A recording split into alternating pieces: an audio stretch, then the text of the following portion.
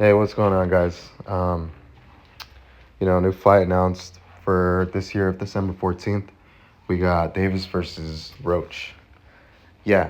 So if you're a boxing fan like me, you know this is trash of the trash of the trash dumpster fuck. I feel bad for the casuals because they're casuals. They don't really know what's going on. But as a boxing fan, you see this. You see this is a bunch of bullshit.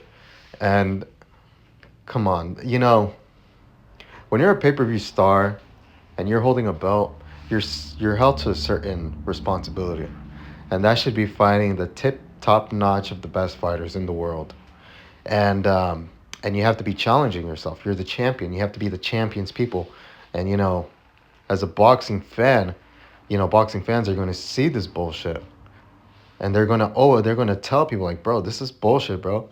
Like when he fought Martin, you know. Couple months ago, it was understandable. He's a contender. Don't get me wrong, but at the same time, he was out for a year, so um, as a tune-up fight, it made sense. But now you're in that momentum. You should be fighting top competition, whether it is Edwin de los Santos or don't call the champion at 140 to come down to 135 and drain him. Go up to 140 and challenge yourself. You've done it before. You can do it again. It's not a problem. He can't be considered the greatest. I mean, look at Duran. He fucking went up hella weight classes and was knocking people out. You're nowhere near the greatest if you can't take risks. Because right now we live in what they call it the Floyd Mayweather era, where a lot of fighters they're being built up with undefeated records that have a zero, and they're being portrayed as the best. Yeah, a lot of them are good, and there's a good amount that are frauds. But the reason this happens is because they're being protected. And realistically, let me tell you guys, it is not hard to be undefeated.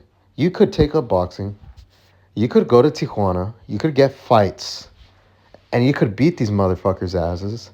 And if you have enough money, if you get your ass beat on one of these matches, you could pay them off, and they will not put that loss on your record. And then you could come out undefeated. Literally, if you have money, go to Tijuana, you could be undefeated.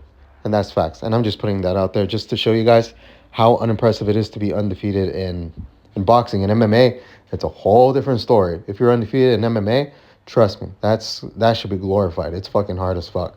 So, come back to the point. When you're a pay per view star, you're held to a responsibility to go against the best and to show what it is to be a champion, because you have somebody like Artur Beterbiev, who's like, he says, I just want my belt. I want to fight him. I want my belt. I have to defend against him. Well, who's the number three guy? He fights like, come on, like he was fighting killers after killers after killers in order to become undisputed.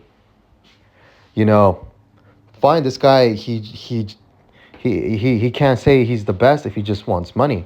He needs to be fighting people. And honestly, he should already be going for unifications just to show that he's the best. You can't get all this glaze from people.